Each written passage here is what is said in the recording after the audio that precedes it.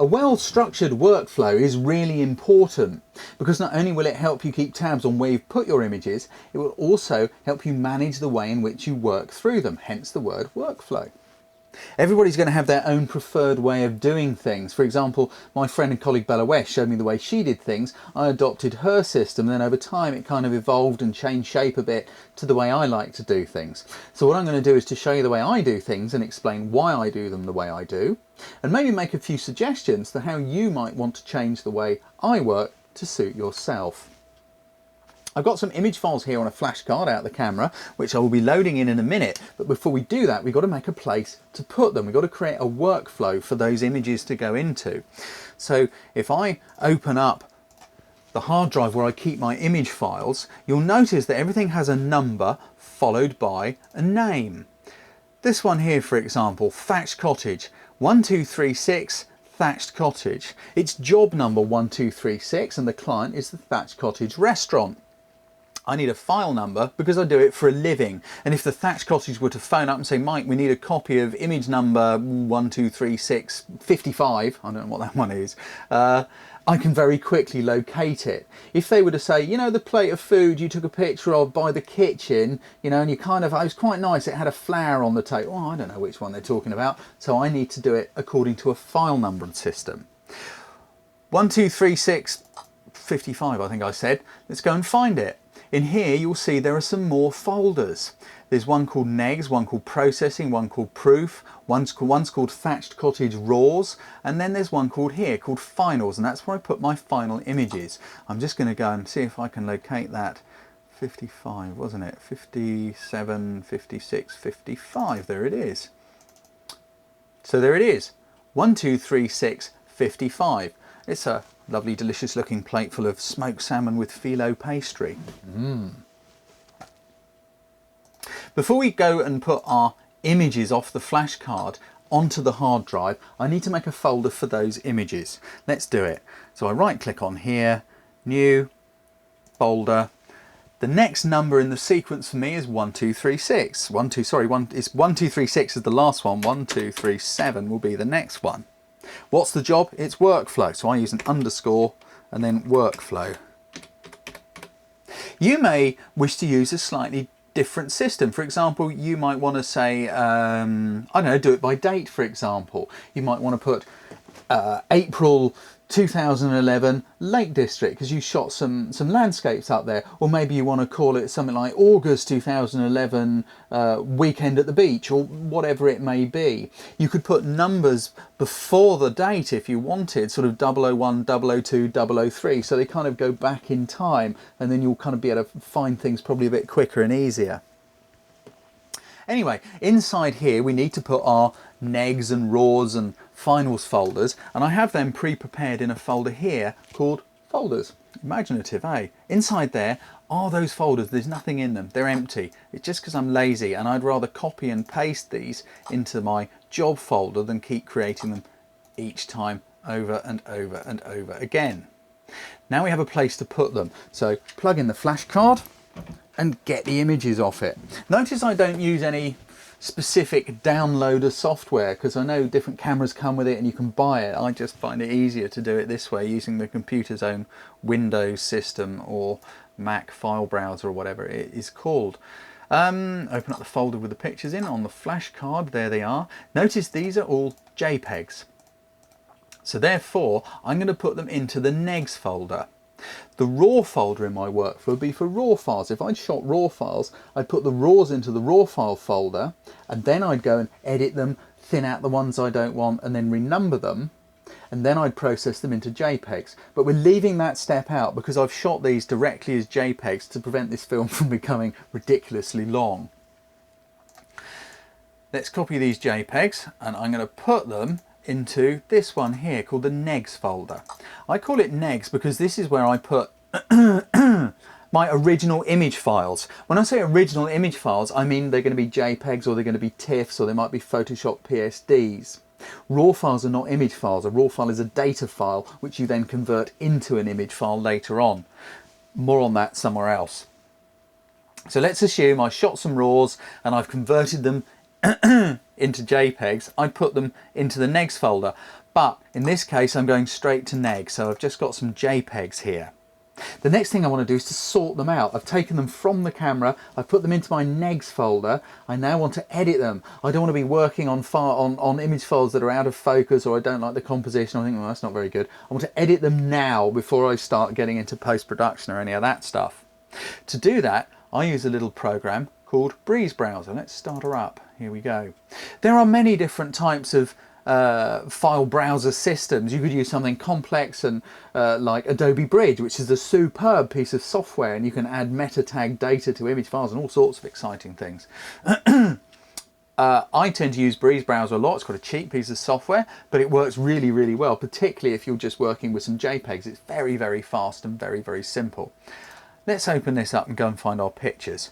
So we go into my computer, the D drive, because that's where I keep them, business, because that's where I put my image files, because I do it for a living.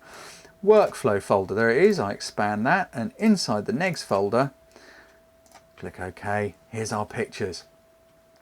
You may notice that they're all laying on their side. It's because I produce proof files sometimes for clients, and it's much easier for me to batch process smaller images if they're all the same way, either all that way up or all on their side.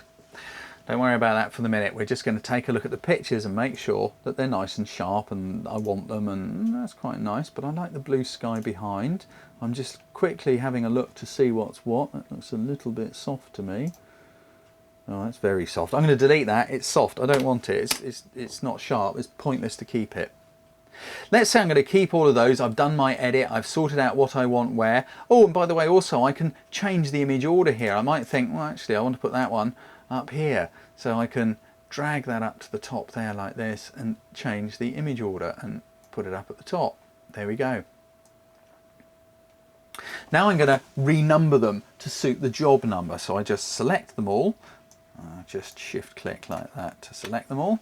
I go into tools and I go batch rename, and I've already got a little thing set up here. So it's 1237. I've already typed it in earlier so as to save time.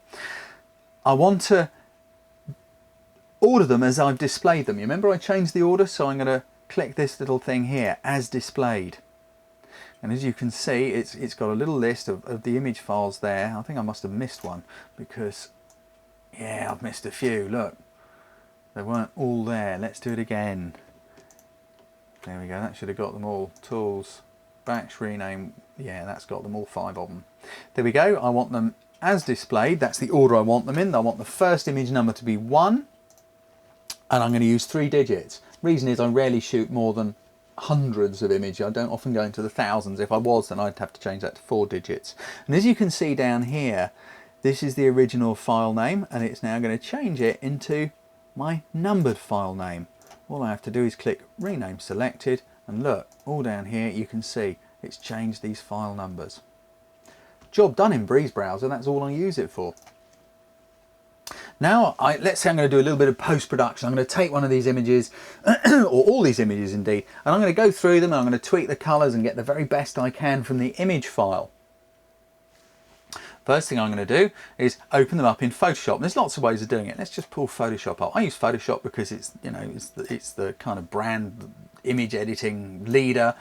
There's different ways of opening them. You can go File, Open, and then go and find them. I'm lazy, so I tend to just have my folder here with the image files in, and then I just drag them in like that, and Photoshop will open them all up.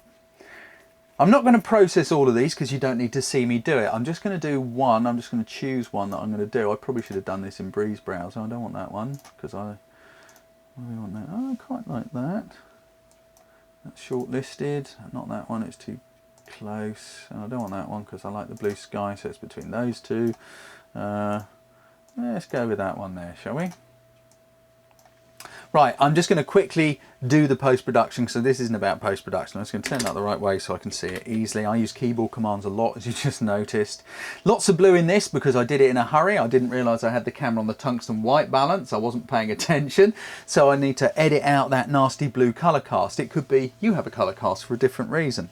How do we edit out a colour cast? Well, we're going to bring up image, adjust, colour balance. Opposite of blue is yellow, so let's drag a bit of yellow into there. Also the opposite of cyan is red, so we're going to shove a bit of red into it as well to get rid of the cyan. I'll do it to the highlights. I'm doing this really roughly and really quickly. I'm not giving it a huge amount of care. I just want to kind of get you seeing what I'm on about. If I do a preview, look, it's gone from that blue to a much more pleasing kind of warmer, summery sort of a colour. Okay, I'm going to quickly check the levels, image adjust, levels, just to see. Levels is a great way of seeing how the contrast's doing. There's a histogram in there. I'm quite happy with that. I'm not going to change anything, so I'll say okay. Next thing I want to do is to save it somewhere. I want it nice and safe. Now, what I'm going to do with this is to save it into my finals folder, because that's where all my finally tweaked images would go. I normally lay things on their side, but I'm not going to now. So it's save as, and go up a level into the finals folder and save it. I'm not going to rename it. I'm just going to leave it the same file name. The very fact that that file name is in the finals folder, that means it's done. And it also means once I've done the renumbering on the original images, be they JPEGs or RAW files, I never change that number ever again. Even if through the processing I think, no, I don't like that, I'm going to delete it. I'll just leave a gap in the numbers. I never rename after I've done it once, because then I know everything is following on, if that makes sense. If I make a mess of an image file, I can always go back to the original one. Whereas if I've changed the file name, I might get the wrong original. Okay, I can close that now. So I've done the post-production, I've saved it into the finals folder, lovely jubbly, job done. The last step in this would be, suppose I was going to do some work on an image file and make a print. Let's open up our little workflow of folders again. So the neg file, the raw file, is where I put raw files before I process them into JPEGs or TIFFs. JPEGs or TIFFs, they live in the negs file. That's what I consider to be my negatives, because I'm a bit old-fashioned. I started this with film. Finals folder is where I put finished work. Proofs folder is where I put proof images, little ones that I'm going to send off to a client to have a look at. You might want to rename that as Facebook images or something, because you've made some that are a bit smaller that you can email or upload to Facebook. But suppose I want to make a print of a picture. You'll notice I have a folder here called processing. This is where I work on things. I work on things in the processing folder because I don't want to risk messing them up. I don't want to mess up an original. So if I'm going to work on something and I'm going to send something off to be printed, I'll go into the finals folder where I've done all the tweaks. I'm going to copy it, Control C, and paste it into the processing folder, Control V. Why am I doing this if I've done all my final tweaks? Well, the lab that I use, I need to do a few little other things to it to send it to that lab. Different labs work in different ways. Paul Williams down in Paul, who's one of my printers, I could just send him the file straight from the finals folder. But in this case, I'm not going to, because I want to just resize it and send it to a different lab. Well, now I've got that into the processing folder, and I know I can't mess it up. I'm going to pop that into Photoshop. I haven't touched the original. I want a 9 by 6 inch print, so I'm going to use my crop tool here, and up here in the options I've already done it, 9 inches by 6 inches at 300 dpi. My crop tool will now make me an image file that size, and I just do that, and there we go, it's done. Over here I have the things I said that I have to do to send an image off to my lab. I have to convert it to their custom colour profile and do a couple of other little fiddly things. I've made an action here. Now the reason I wouldn't want to do this on one of my finals is in case I saved it by accident into the wrong place. I've just stuffed up the one I've done all the post-production work on. If I stuff it up and it's in the processing folder, it doesn't really matter, does it? I can just delete it and go and get the one from the finals folder again. Right, let's apply the stuff that I need to send it to Browne Imaging. There we go, job done. That's ready for printing, and then I go save as, file, save as, and this is the last piece in the workflow puzzle. I've gone back up to the top level, I've come out of my workflow folder and back into the hard drive. You see here, I've got one called print order. This is where I have folders already set up of different sizes ready for me to send an image off to be printed.